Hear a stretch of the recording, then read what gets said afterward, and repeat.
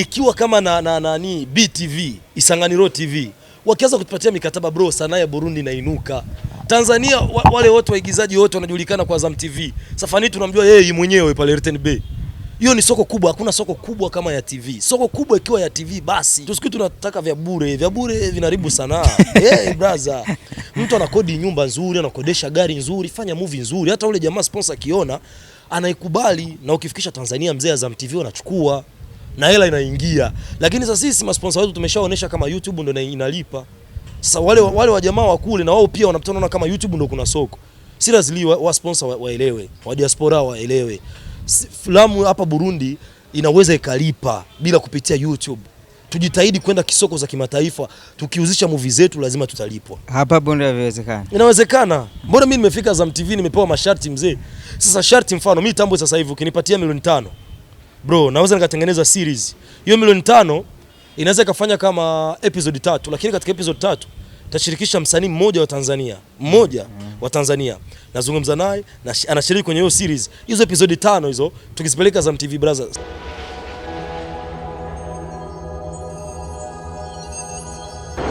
Mwese abari hanze y'igihugu mwiriwe baramusigake mugura mwizigitiro kijije bigize bana bareleye umusitsi kwene umusitara komeye muri movie industry tukatugira tuganira tugira makuru tugire byinshi by'akazi kiwe tugire industry entertainment meze gute agaze gute agafaranga karimwe agafaranga karaboneka murabona kabisa fresh era meze neza tugire agafaranga nimba gahari tumenye kaboneka gute.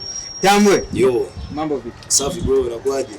Mimi sana kabisa tumepoteana sana lakini nashukuru Mungu now we are together kabisa. Tambwe kibazo cha mbere shaka kukubaza kwanza si kibazo shaka mvuge Tambwe ninde muri music muri movie?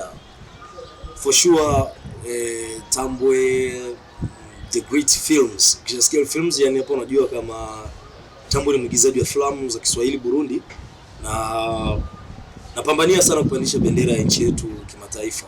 Japokuwa nakutana na changamoto fulani hizo, lakini bendera ya Burundi ipo rohoni mwangu na iwakilisha.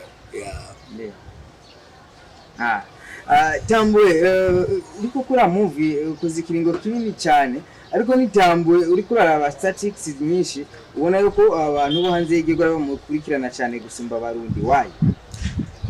Kwa sababu ndo target ambayo nilikuwa nayo, na that why nilikuwa sionekani sana kuigiza filamu za Kirundi.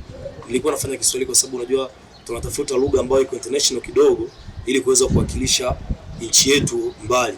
Kwa sababu inatokea hadi watu wa nje wananiambia kwamba walikuwa nafikiria labda mimi sio Mrundi. Unajua labda jamani Mtanzania. Nikajisikia kuwa proud kwa sababu gani? Kwa sababu walikuwa wategemei kama Burundi wanaweza kupata waigizaji kama sisi ambao tunaigiza vile. Kwa hiyo nikakuwa proud kwa sababu nilisemaga kwamba kuna siku nitapambania bendera hadi watu wajiulize hizi movie ni za Burundi kweli hao, na kweli watu wakuamini wakasema hao labda jamani Mkenya au labda jamani Mtanzania ndio kwa maana napenda kuigiza Kiswahili. Hamna, nilienda kwenye target kubwa kwa sababu tuweze kupata mashabiki kutoka nje ya Burundi waweze kutukubali sisi. Filamu zako zinaweza kupatikana wapi? Na filamu zangu haswa zinapatikana kwenye platform ya YouTube ya kwangu inaitwa Tambwe the Great Films, lakini ninajua nina muda mrefu sana siachi filamu. Nina filamu nyingi ambazo nimeshazitengeneza zipo, sijazizindua. Nitazindua filamu, zitapatikana platform mpya ambazo zitaoneshwa. Na imani kwamba nitatangaza muda sio mrefu, nitaanza kufanya press conference, wataona filamu zangu na watajua wapi ambapo watazitoa. Kidogo lakini so nikuulize kidogo. Sasa filamu, soko la filamu ya YouTube linatosha kweli? Hapo ni swali nzuri. Kwanza moja mimi napenda au ndio maana umeacha? Kwanza moja mimi napenda kwanza watu wajue Tambwe sio mwigizaji wa views. Tambwe ni mwigizaji wa filamu professional. Kwa hiyo mimi hata filamu yangu isipopata views mimi sina shida, lakini watu ambao wanajua filamu wakiangalia filamu ya Tambwe wasema huyu jamaa anaweza. Kwa hiyo nizungumza kwamba soko langu mimi lipo kwenye YouTube, lakini soko langu mimi lipo kwenye soko za kimataifa kusema kwamba TV fulani iweze kunichukua au website fulani ya. Yes Tambwe, mtukwambia sasa hivi haujaweka video kwenye YouTube. Bado. Kwa sababu labda nikizungumzia Soko ni kwamba upande wangu mimi kama mimi na nimeona kwamba Tambwe sio mwigizaji wa views, lakini Tambwe ni mwigizaji wa filamu za kimataifa. Kwa hiyo kuna tofauti wa msanii wa views na pia na msanii wa professional films. Kwa sababu uwezo ukasema kwamba wewe uko professional alafu unalilia views. Mimi silili views brother. Yaani mimi natumika ili niweze kushawishi zile platform kubwa ambazo zina uwezo kununua movie waweze kununua. Ndio soko kubwa ambalo upande wangu mimi niko nataka kutengeneza na ndio kwa maana mimi najitofautisha sana. Sio kwamba sipendi kupost sana YouTube kama wengine. Naweza nikaposti lakini najiuliza ili nifanye filamu kubwa sitaki kwenda na huyo mfumo. Japokuwa tutaposti lakini tutengeneze zile movie kubwa ambazo wenzetu wakiona wanasema hii kazi ni kubwa. Ukiangalia sasa hivi Kenya, Tanzania wanafanya series au wanafanya film single movie lakini unakutana wanachukuliwa Azam TV, wanachukuliwa Citizen ya Kenya, unaona wanachukuliwa wanazinunua zile. Baada ya hapo hutaziona zile movie kwenye YouTube, hutaziona zile movies zinaonyeshwa sehemu nyingine, hamna. Kwa hiyo ndio kitu ambacho napigania ili siku moja filamu za Burundi ziende Netflix. Sasa hao wameweka kwenye YouTube, sio wataalamu. Sijasema hivyo, ni wataalamu kwa sababu unajua kila mtu ana target yake. Ni wataalamu sawa, lakini tujaribu kufanya kazi bora hata zikiwa kwenye YouTube lakini ziwe nzuri na bora. Kwa sababu hata mimi mwenyewe naweka, kuna sometimes naweka sio vibaya lakini weka kazi kubwa nzuri ambayo ina manufaa kwa watu Sasa unasema wa Tanzania na wa Kenya. Sasa lakini Warundi na wa Kenya sio wamoja. Sawa sio wamoja lakini soko ni moja la filamu kwa sababu sote tunafanya filamu. Soko inaweza kuwa moja. Kwa nini mfano kuna series ya Huba producer wao ni Mkenya lakini ameuzisha wapi Tanzania. Kwa hiyo inawezekana na mimi hapa Burundi Tambwe akawa mfanyia huku kauzisha kule. Lakini kauzisha Azam TV. Fanila Vina akafanyia hapa lakini kauzisha Kenya. Inawezekana. Na ndio kitu kikubwa ambacho tunapaswa kupigania. Ushawahi kuuzisha filamu kule? Au basi kuuliza Soko? Sijawahi kuuzisha filamu lakini tayari Soko nimeshauliza, nimefika Azam TV, nimeingia Azam TV, nimefanya interview na sister wangu Kim Bernika. Tulifanya interview nzuri sana, nimeipenda na nilijaribu kuongea naye kidogo kutokeana na vile Azam TV napokea tamthilia. Walijaribu kunielekeza namna ya kazi jinsi inavyotakiwa kuzifanya ili kuweza kupata nafasi pale. Lakini sasa ukikuja kuhesabia hapa nyumbani kwetu inakuwa ngumu. Kwa sababu gani? Kwa sababu mfano sio ngumu kwa wasanii. Kwa sababu wasanii wazuri wapo, kameramani wazuri wapo, lakini budget inakuwa kubwa sasa. Unajiuliza hii budget ili niweze kufanya hivi vitu natakiwa nipate support. Lakini budget ni kubwa lakini faida ipo. Faida ipo kweli. Wawekezaji sasa inakuwa shida. Kwa nini? Kwa sababu wawekezaji wetu sisi unajua Burundi tusiseme hakuna sponsor bro. Sponsor ipo. Sponsor ipo tena kubwa sana. Lakini sasa sisi wenyewe ndio tunaiharibu ile sponsor. Waigizaji. Mfano unakutana kuna mtu hapa Burundi wa kwetu yupo Canada, yupo Australia, anamuuliza mtu hapa bro, niwekeze kiasi gani cha pesa ili tufanye kazi nzuri. Unasikia mtu anamwambia mzee ukiweka milioni 2 tunafanya kazi. Anampa ile milioni 2. Baada ya kumpa ile milioni 2 brother, kuliko fanya sasa kazi nzuri ile milioni 2 kweli. Kweli milioni 2 ni budget ya filamu nzima. Nzima tena bro, hiyo milioni 2 hiyo ni hela ndefu mzee. Alafu unakutana mwisho wa siku ule msanii akishapata milioni 2 anaona kama vile basi hapa ameshakuwa star. Anakamata ile hela, anafanya filamu ya kawaida brother. Unajua kuna manyumba mazuri hapa Burundi hapa. Kuna location nzuri ambazo location watu wanailipia. Tusiku tunataka vya bure vinaribu sana. Brother. Mtu anakodi nyumba nzuri, anakodesha gari nzuri, fanya movie nzuri. Hata ule jamaa sponsor akiona anaikubali na ukifikisha Tanzania mzee Azam TV wanachukua na hela inaingia. Lakini sasa sisi masponsor wetu tumeshaonesha kama YouTube ndio inalipa. Sasa wale wa jamaa wa kule na wao pia wanapatana kama YouTube ndio kuna soko. Si lazima wa sponsor waelewe, wa diaspora waelewe. Filamu hapa Burundi inaweza ikalipa bila kupitia YouTube. Tujitahidi kwenda kisoko za kimataifa, tukiuzisha movie zetu lazima tutalipwa. Hapa Burundi inawezekana. Inawezekana. Mbona mimi nimefika Azam TV nimepewa masharti mzee. Sasa sharti mfano mimi Tambwe sasa hivi ukinipatia milioni 5. Bro, naweza nikatengeneza series. Hiyo milioni 5 inaweza ikafanya kama episode 3, lakini katika episode 3 tashirikisha msanii mmoja wa Tanzania, nazungumza naye na anashiriki kwenye hiyo series. Hizo episode 5 hizo tukizipeleka Azam TV brother, sinema inachukuliwa. Sasa kwenye Azam TV wanaweza kuuza filamu za nichi mbalimbali au ni za Watanzania tu? Mimi wameniambia kwamba wanachukua, inatokana na ubora wa kazi na mle ndani wasanii story iko vipi, wameact vipi. Nimeona picha zako wakati ulikuwa kule. Yeah. Sasa wakati ulikuwa kule hujafanya kazi, nimeona picha au nime interview tu. Yeah. Kazi gani ushawahi kufanya kule? Muda umekuwa mdogo, lakini kweli wa Tanzania wana upendo na wana ushirikiano mzuri. Mimi niliitwa hadi kwenda location hiyo.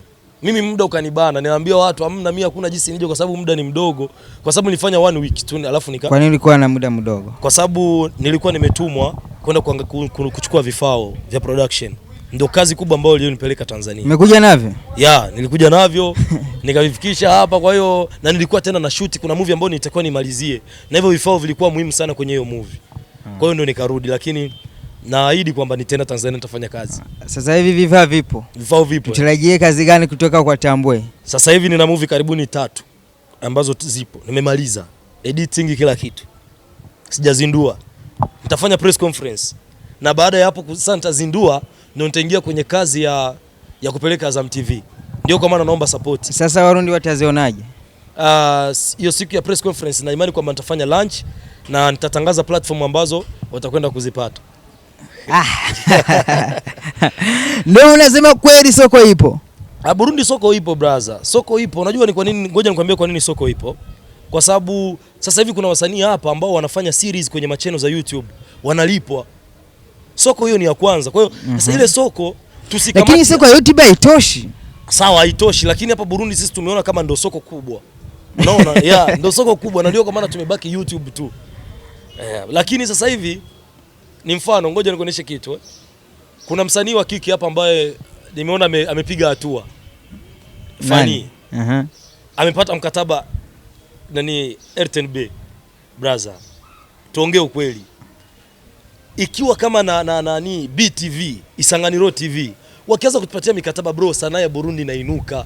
Tanzania wale wote waigizaji wote wanajulikana kwa Azam TV. Safani tunamjua yeye mwenyewe pale RTNB. Hiyo ni soko kubwa, hakuna soko kubwa kama ya TV. Soko kubwa ikiwa ya TV basi. Kwa hiyo hiyo ni hatua moja kubwa sana ambayo sasa hivi Burundi tunayo. Sasa kuru kipata mkataba wa ma TV nini na nini, sasa hapo naanza kazi. Kabisa. Lakini hapo unaweza kupata hiyo mkataba nini, kupata award lakini contract kwa kosa. Ndio kwa maana mimi nimezungumza kitu kwamba anastahili pongezi zake. Kwa sababu ni msanii wa kwanza Burundi nzima anachukuliwa na TV. Ni nani mzee? Ni nani mwingine? Labda tuongee ukweli. Wengine wote wanachukuliwa na machannel za YouTube brother. Ma TV online ndio zinawachukua wengine. Ndio. Sasa kuna ile hatua ambayo ukiangalia tumeipiga mara moja, unasema hapa tayari tumekuwa watu wakubwa. Burundi nzima tuna mtu mmoja tu ambaye ana mkataba na TV. Kwa hiyo nikusema hivi, sasa tufuate nyayo sote. Tutembee katika hiyo njia. Unaona kama filamu ya Burundi itainuka. Ndio kwa maana inabidi tuache kujilinganisha. Mimi Tambo kiniambia mimi sio msanii wa views. Mimi ni msanii wa kazi professional. Sasa ni mfano tena, nakwambia kazi yake ambayo mfano Fania anayoifanya inaruka RTNB. Kwa hiyo ukisema yule ni msanii wa views, mimi nabisha. Kwa sababu gani? Kwa sababu ni professional. Yaani mtu ambaye amechukuliwa na TV. Yaani sio msanii ambaye unaweza kutulinganisha tena na wasanii wa views, no. Soko ya filamu Burundi ipo brother. Tunaanza kufika. Wafanizi wako kwenye YouTube hawataona filamu zako tena? Wataona lakini waelewe kwamba sasa hivi. Sasa utaonaje wakati ushagundua soko kule Tanzania? Wataona kwa sababu washabiki wetu sisi ukizingatia hapa nyumbani walituzoea sana kwenye YouTube. Ndiyo. Ukizingatia nyumbani walituzoea sana kwenye YouTube. Mfumo wa pili sasa hivi tumekuja ni RTNB. Hiyo ni mfumo wa pili. Kwa hiyo tunatafuta mfumo wa tatu. Mfumo wa tatu ambao tunautafuta ni ile tunafanya kazi hapa alafu zinachukuliwa Kenya, zinachukuliwa Tanzania, zinachukuliwa Rwanda, zinachukuliwa Uganda. Mimi nakuhakikishia huu mwaka utayaona hayo. Tumshukuru Mungu kwanza. Kabisa. Sasa Tambwe. Kweli industry ya filamu ni industry kama industry zingine? Tofauti kabisa mzee. Ni tofauti. Kwa nini? Kwa sababu ukiangalia muziki sasa hivi, mimi napenda sana kuzungumza kwamba industry ya music ni afadhali wao wakitoa music wanaweza kufanya show wakaingiza kwa 2000. Lakini sisi tukitoa movie ni vigumu sana kufanya show brother. Hata ukifanya lunch watu hawakuji. Sasa mimi ningeliomba kwanza nafasi ili tuweze kutoka. Tunatakiwa tupate ukumbi mkubwa. Nimesikia kuna ukumbi hapa wa kuoneshea filamu sijui Kigobe kama River Hayden kama Hayden Talent kuna pale. Tunatakiwa tupate sale kubwa ya kuonesha filamu zetu ili cinema. Ili mfano wanaangalia filamu za wiki zilizotoka kwenye wiki, wanazionyesha, watu wanaenda kulipa, watu wanaingia, alafu zile hela zinaenda kwa msanii. Ina zamani zilikuwepo. Cameo, mimi nakumbuka hamna tena brother. Hamna tena brother. Yaani hapo ndio kitu kinachotuangusha sisi. Unajua Marekani wanaingiza pesa kupitia cinema room. Kabisa. Hapa hakuna hiyo. Cinema room hamna. Sasa hatujui sasa tutakimbilia wapi. Sasa wewe ushagundua soko? Hela, budget. Ndio maana mimi naomba support. Budget ya nini? Vifaa unavyo? Unajua unaweza kuwa na vifaa lakini kukodi location ikawa shida. Unaweza kuwa na vifaa lakini wasanii kuvaa. Unajua ili filamu yako ipate soko nzuri inatakiwa usikosee sehemu moja. Hususan swala la mavazi, wasanii wavae. Ukisema huyu ni bosi, avae kibosi. Huyu mama inabidi apatikane mama. Huyu ni baba inabidi apatikane nani? Apatikane baba. Kwa hiyo kuna ugumu hapo. Unaweza kukutana baba akakugomea, unamlipa. Tunatafuta nyumba nzuri, mwenye nao kuambia inabidi mkodi, tukatoa hela, yani bila maongezi marefu, kwa sababu tunajua kitu gani ambacho tunakitafuta. Kwa hiyo nikishapata production nzuri natakuwa pia nipate budget ya movie sasa ambayo imesimama ukweli. Yaani mtu akushika mic akuji kunisaidia mimi, namlipa kwa sababu ajue kama yuko kwenye kazi, ili akiharibu pale anapata shida. Na imani kazi itakuwa vizuri.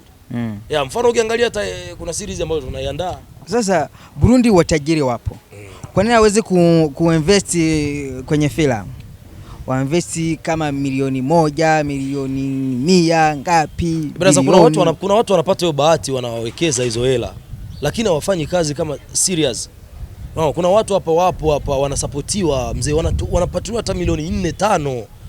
Brother, kuna watu ambao wananunuliwa hata magari hapa lakini wanafanya kazi ambazo ni za chini. Kwa nini? Sasa labda tujapata nafasi. Mimi naomba Mungu akitusaidia tukipata nafasi tutaonesha uwezo wetu. For example, tajiri mmoja anakuja anakuambia Tambwe. Nina milioni 100. Sasa nataka tufanye kazi. Utamwambiaje? Brother, nitafanya kazi hadi wewe mwenyewe utasema Tambwe kweli. Tena nakwambia sasa ukifaili bro, mimi siwezi fail. Ngoja ngombe kwa nini siwezi fail? Kwa sababu tumeshajifunza soko ya nje. Alafu soko hapa tumeielewa. La kwanza ukitaka kufanya kitu ambacho kiko international, lazima utumike na wasanii ambao wako international.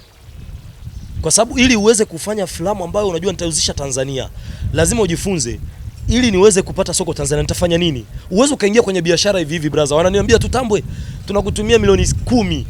Fanya kazi ya international. Alafu mara moja tu nianze kukodisha kamera niite wasanii. Hamna bro, inabidi kwanza nitoke, niweke hela pembeni, niende kutafuta hiyo soko, niangalie niulize soko hapa iko vipi. Nikishaijua nakuja sasa Burundi. Tunatafuta kitu fulani, Tanzania wanatuchukua. Kama hivi, Azam TV mimi kusema niingize filamu pale. Kwa sababu wanakagua ndio. Lakini mimi kusema niingize filamu pale ni rahisi kwa sababu nimeshajua vitu gani wanavitaka. Vitu gani ambavyo niweke kwenye kazi yangu ili waweze kuichukua. Sasa nikipata hela na vifanya vile vitu. Soko unatafuta kabla ya kumaliza kazi au before ya kufanya kazi? Mimi naanza kwanza kujua soko iko vipi. Alafu nakuja kutengeneza. Sasa hauwezi kupata soko lakini kazi na fail. Hiyo inatokana sasa na kazi, kwa sababu unajua ukishapata njia ya soko, alafu unafanya kazi yako vizuri, alafu unaipeleka wanaikataa. Kwa hiyo inafikiaga. Unaweza kutumika kazi ukapeleka wakakwambia tumeona ni nzuri lakini kwa huu msimu hapa Azam TV haipiti. Lazima nikubaliane nao hivyo na lazima tajiri mwenye au unapeleka demo tu. Unapeleka demo kwa sababu wale wameniambia unapeleka episode 3. Lakini na hiyo demo inakukosti pesa. Ina cost kwa sababu utakuwa umeshoot kazi yote. Kwa kama ni series, unatoka ushoot episode 3 au 4. Ndio. Unapeleka. Wakikubali, wanakupa mkataba, unarudi, unakuja kuendeleza. Kwa hiyo sasa nikipewa kama milioni 15, siwezi ziwekeza zote kwenye ile episode 3. Na kamata milioni 5 natengeneza zile episode 3, zile milioni 10 naweka pembeni kwanza. Alafu naenda. Wakisema hapa poa, mkataba, narudi kufanya kazi nyingine. Sasa ushagundua soko ipo. Tena unajua kweli soko ipo, vinawezekana tutaweza kupata soko ndichi mbalimbali. Sasa ushawaambia waigizaji wenzako? Waigizaji wenzangu kuambia kuhusu Soko, mimi kwanza labda nizungumze, ni ngumu kwa sababu kila mtu hapa Burundi nikwambia kweli, kila mtu anatumika na target zake. Unaona, kila mtu ana target yake. Kwa sababu ni mfano mimi Tambwe naweza sema mimi nataka kufanya kazi international. Lakini wakutana mwingine anakuambia mimi sio international bro, tutumike tu. Unaelewa? Kwa hiyo mara moja hapo inakuwa ngumu wewe kumuelewesha kile kitu cha huko. Atakwambia achana na wale wameshaendelea wale. Sasa na sisi kusema tuendelee natakiwa tufanyaje? Natakiwa tufight. Hiyo ndio changamoto. Ndio changamoto tulionayo. Hawezi kukuelewa kabisa. Na mimi ndio kwa maana mimi mara nyingi sasa unaweza lazima wakuelewe. Sasa nawaambia kuhusu Soko. Tena kuhusu kupata hela. Lakini sasa shida ipo, ukipata hela bwana watu kwao. Ngoja hivi bro, tuongee kweli. Mshaje unaona kwenye kazi za watu wangapi hapa Burundi? Nimekuona wapi? Fanila Vine. Bro. Sasa kwa nini Fanila Vine? Kwa nini Fanila Vine? Kwa sababu Fani nikizani na miaka karibuni kama sijasahau. Fani ndio na miaka 3. Kama ni 3 bila jua. Sio 3 tu. Sio 3 kama nakumbuka tumefanya spiritual mwaka wa 2018. Unaona miaka 5 ishapita. Na ukiangalia toka hiyo miaka 5 mimi nafanya kazi na Fani. Kwa sababu unajua lakini wakati tumefanya spiritual tulikuwa na Abel, kwa nini hujafanya na Abel? Kwanza ngoja nikueleze kitu. Kuna katika Biblia Amos 3:3 nasema watu wawili wasioelewana wasitembea juu ya moto. Labda mimi naweza kuzungumza kwa sababu tunaelewana naye sana. Na ni mimi na Fani. Akiniambia kitu namuelewa. Na mimi nikiambia kitu namuelewa. Kwa hiyo katika miaka yote wengine hawezi kuelewa. Hawajaniita. Kwa nini tunapiga na Fani tu? Kwa sababu mimi na labda tumekutanisha ile akili moja kusema kwamba akiniambia Tambwe mimi nataka hivi na hivi tunafanya. Na mimi nikamwambia Fani tunataka hivi na hivi tunafanya. Kwa hiyo ndio mtu ambaye Burundi mimi natumika naye ambaye labda tunaelewana labda kwenda. Kwa nini wale hawajaniita? Mimi sijui, sina beef nao, sina matatizo nao. Mimi napenda kutumika na watu ambao wanajielewa kazi. Tena maigiza kwenye hard mission. Lakini unasema Fani tu. Wakati nimekuona kwa filamu zingine. Ngoja sasa nikuoneshe kwa sababu mimi kila kazi ambayo ninakushoot lazima Fania wewe. Admission Fania wewe. Spirit wewe Fania wewe. Niliitwa kwenye Martha Fania wewe. Tuko kwenye Samantha tuko na Fania. Kazi zote niko nayo. Kwa sababu labda ndio mtu ambaye tunaelewana na Simon tulifanya naye kazi inaitwa Admission. Nilienda nikashuti kwa sababu mimi labda nizungumzie mimi mtu ambaye ananitaka kwenye kazi zake ni mtu ambaye anaelewa kazi zangu. Kwa sababu ukizingatia Fania anaigiza katika Kirundi. Lakini mimi sifahamu. Kwa nini nafanya tunakutana? Kwa sababu moja, target yetu sisi sio lugha. Target yetu sisi ni kuteka soko la nje. Yaani sisi tuangalie lugha kwa sababu hata ukitupatia movie ya English, mimi na yeye tu tutacheza. Kwa sababu target yetu tunajua Fania anataka kutarget soko la Kenya. Na mimi nitakuwa nataka kutarget soko la Tanzania. Tukiungana mimi na mtu tutaenda. Hata ukinipatia script ya Kifaransa tutaongea. Ndio hivyo. Umesema una filamu 2. Ndio. Fania atakuwemo. Kwa sasa hivi hizo filamu nilizishuti before kwa sababu Fania alikuwa busy kidogo, alikuwa anatengeneza focus. Unajua ni kazi ambayo ilichukua muda. Kwa hiyo kipindi alikuwa na focus sana na hiyo kazi na sasa hivi kama tunavyoona focus inakwenda kuisha. So tuna project kubwa sana ambazo siwezi zizungumza. Ndio kwa maana nilikwambia mwaka 2024 2024 ndio tutarajie kupata soko hili. Tutakuwa wa kwanza kuleta soko la filamu. Umeona vingi kule Tanzania. Sasa serikali inafanyaje kuhusu filamu nini? Sasa serikali ya Burundi unaambia nini? Serikali ya Burundi kwanza moja mimi nashukuru. Rais wetu ni rais wa East Africa. Ndio. Kwanza mimi nimefurahi sana. Tena sana. Na ni rais ambaye anajali vijana. Habagui. Yaani yeye akijisikia kuamua kumsaidia kijana anasaidia, ababui angalia huyu wala huyu. Sio hicho kitu ambacho tunashukuru kuona baba wa taifa anatujali sisi vijana wake. La pili ni kwamba kitu ambacho tunachokiomba sisi ili filamu yetu iweze kufika mbali. Mimi labda nizungumze kwa waziri wa utamaduni, sanaa na michezo. Ndiyo. Ministry wa Jeunesse, Sport, Culture. Mimi naweza nikaomba kwamba niliona alifanyishaga kikao alifanya mkutano na wasanii wa muziki tena wana wa filamu nimeona. Fanya na wa filamu. Kwa hiyo sasa tukupata taarifa. Unaona ndio Mimi sijajua, nimeona mapicha tu. Unaona hiyo ndio shida. Kuna mambo mengine sisi waigizaji tunayasikia tu kwa mitandao hivi. Kwa hiyo tunaomba aweze kutusaidia, atujiongelee sisi. Tuna shida ambazo tunatakiwa, vilio ambavyo tunatakiwa tumwambie aweze kufikisha kwa baba yetu rais. Aweze kutusaidia. Kweli kabisa tuna shida ya kuongea na rais, aweze kutusikia nini ambayo tunataka ili aweze kutusaidia. Unajua watangazaji walipata nafasi ya kufanya kikao na rais. Ndiyo. Pia na sisi waigizaji tunaomba watusaidie tuwepo ili tuweze kuambia kwamba na sisi tunataka kutambulisha nchi yetu kimataifa. Brother, tulishiriki kwenye festival za nje. Zambia, Soko watu. Tuliingia sinema zetu Tanzania. Walikuwa wanalika Burundi, brother, tunahitaji support ya serikali. Ilishindwa kwenda kule kwenye tamasha kwa sababu ya kukosa hela na. Lakini serikali ishawasaidia. Sasa washafungua office. Lakini sasa tumeenda kule office kwa uliza sasa mnafanya kazi kivipi? Sasa wakatiambia sisi tunakuja hapa office inafunguliwa wiki nzima. Lakini hao waigizaji hawaje huku watuulize nini tunafanyaje, waje kusaini kazi zao nini na nini. Sasa unasikia tatizo iko kwenye waigizaji. Labda inaweza kuwa ni kwetu pia tunaelewa. Lakini sisi hatupati matangazo ya kutosha. Ni mfano mimi. Ofisi ambayo unaijua hapa ni BBA. Ndio. Sawa. Ofisi nyingine mimi sifahamu. Unaelewa? Kwa sababu hapa sisi kwanza, mimi nashukuru kwanza nchi yetu ndio ya kwanza ambayo ina uhuru wa wasanii. Mtu anashuti bila ruhusa ya serikali. Kwanza sisi kabisa ndio kama tunajivunia. Kwa sababu Tanzania ukishuti brother. Tena serikali itaweza kukusumbua lakini. Tena Tanzania inakusumbua. Yaani usipo una kibali. Wanakushika, mzee wanakushika wanakwenda tukufu. Lakini hapa nyumbani kwetu tuna uhuru kama huo. Kwa hiyo tunaomba kitu ambacho tunakiomba sisi. Lakini haviruhusiwi kushuti bila kibao. Haviruhusiwi ndio. Lakini sasa process ni ndefu, hatuna uwezo brother. Hatuna wawekezaji. Hatuna wawekezaji, ili tupate wawekezaji tuweze kufanya hiyo kazi. Kwa kweli. Lakini Watanzania wana filamu bodi ndio? Wana bodi kama mbili. Kuna Bongo Movie, kuna TDF nini zipo. Hapa nyumbani sisi hatu. Nilisikia moja ilikuja ikaisha. Kuna nyingine ambayo nimesikia kwa majuzi nimeona mapicha ikaisha. Lakini unajua tatizo liko wapi? Kwa sababu sisi waigizaji tunapenda sana uongozi. Yaani nikifungua mimi nikuwe kiongozi wa hiyo ni vigumu brother, hatuwezi kuendelea. Tena wengine wanafungua ma cooperative, wanafungua ma society, ma association. Anapita na kwa vikundi fulani. Lakini lazima tupate federation. Hiyo federation inafanya kwa ajili ya waigizaji wote au kwa ajili ya nichi nzima. Hiyo ndio shida ambayo tunayo. Kwa nini haipo? Tena wachezaji wa mpira tunaona wana federation.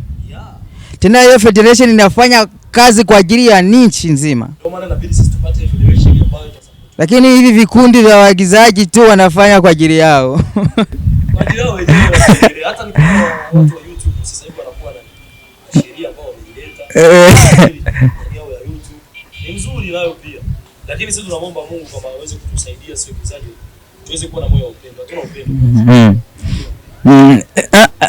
Sasa hiyo ndio tatizo sasa Tambwe. Sasa kila mwigizaji unamuuliza anakuambia hatuna upendo. Anakuambia unaona subiri unamuuliza wewe anakuambia hatuna upendo. Unamuuliza sasa nani anachukia? Nani anachukia mwingine? Unajua tatizo lipo wapi? Sisi tukikuwa mbele ya tunafanya interview. Nasema mimi nakupenda. Lakini nikitoka hapa nabadilisha. Unaelewa brother? Hiyo ndio shida. Sasa ni wanafiki. Sasa unafu umejaa kwenye kazi ndio tukiendelea. Sasa tatizo unajua uko wapi? Sasa unaweza sasa ukasema wewe sio mnafiki. Lakini sasa wenzako tu Tambwe ni mnafiki. Brother mimi napenda sana. Najua labda mimi ni mnafiki kwa asili.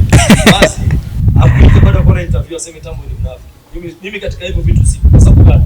Kwa sababu mimi kila siku nakaa nafikiria soko la filamu tutalipata vipi. Basi watoto. Na cha pili mimi nipeperushe bendera. Kuna siku tunataka kupeperusha bendera nje ya nchi. Basi. Ndio. Sasa mimi nikisema ningeenda kwenye interview niko nazungumzia mtu. Mimi nazungumzia mtu ambaye anafanya kazi. Serious, ukiniuliza mimi naweza kutajia watu ambao wanafanya kazi hapa. Tena bila unafiki. Huyu na huyu. Na wengine tutakwambia hakuna. Tuambie watatu. watatu ambao wanafanya kazi kubwa za kimataifa. Hapana. Kazi kubwa hapa. Ndio. Wa kwanza rais Fani. Fani tumwache. Fani si mnafanya naye kazi? Hamna bro, siendo. Sawa, lakini ni msanii mwenzangu. Ndio. Ndio. Ana kampuni yake, mimi nina kampuni pia. Kampuni yake. Mna siri fulani tu, Fani tumwache, tuanze wengine. Wa kwanza Fani tunamwacha. Anayefanya kazi nzuri. Ndio. Hawajui, lazima ufikirie. Hawapo. Sema kweli, filamu ambayo labda niliona nzuri kidogo. Filamu ambayo nimeiona nzuri kidogo wakati nakaa kwenye YouTube. Au hautazame filamu za wenzako? Bro, mimi nasitazama. Nasitazama mambo. Lakini nizungumze wasanii ambao wanajitahidi kidogo hapa kwa kuandika. Kuna Samia.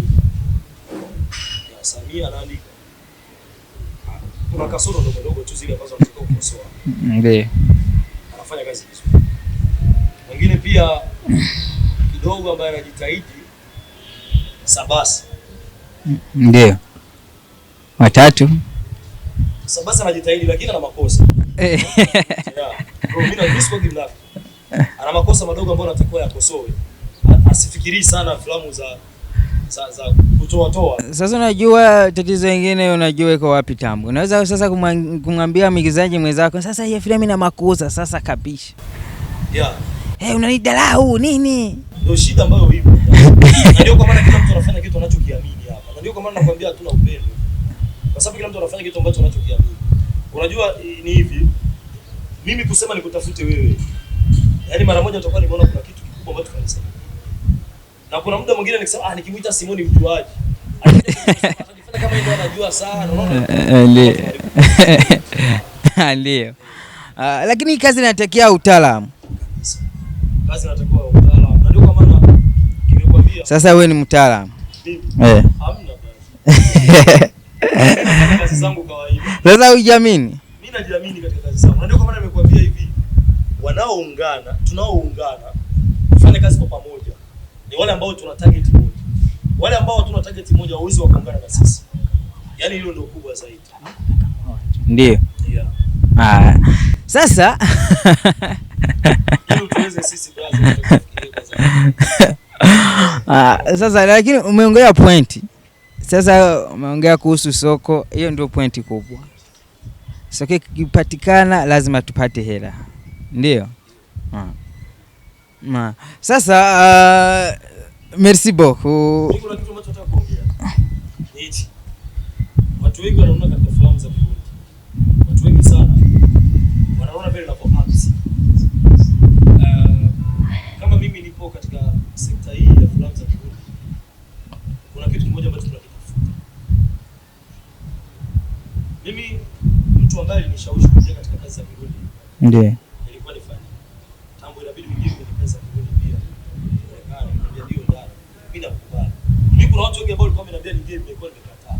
Kweli. Kwa hiyo nilivyoingia, ni kweli brother, mimi sijui Kirundi. Lakini mimi napenda Kirundi. Napenda Burundi. Ndio. Na moyo wangu umejaa Burundi. Natapambania Burundi. Leo, kesho hadi kufa. Sasa Tambwe, kwa nini ujue Kulindi wakati uko Burundi? Sababu ni kwamba mimi sikukomalia hapa. Nimezaliwa hapa alafu mimi sikukomalia hapa. Umekomalia wapi? Tanzania. Aha. Na nilivyokuja hapa, nikakutana inabidi nifanye filamu za Kiswahili ili Kenya wakisikie, Kongo, Tanzania, Kenya, nje ya nchi, Marekani wakisikie, inabidi nipambane. Ndio sababu. Lakini sasa hivi mimi nakuhakikishia brother, mimi napenda Burundi, napenda Kirundi, na napenda kutukia. Wewe tu. Usani Kirundi je ndi urukivuga kandi ugakina. Akizi cyose kandi boro kandi yakikosha. Akandi bariko barabona ko ndiko ndakora na film. Bariko barayuza. Gusa filime zi kuri YouTube mwino minsi ntibagira bakubone. Ariko arisiri ndiko ndakora mwanya wanaza kwiwe. Ubu uri kurondera amafaranga muri Tanzania no muri Kenya. Soko ya film. Sasa Tambwe, Nashukuru. Asante sana. Tumalizie. Mimi nashukuru sana kuona Buja Today TV imeweza kunifikiria na kunipa nafasi ya kufanya interview. Kwa kweli Mungu awabariki, muendelee na moyo kusupport watu. Asante sana.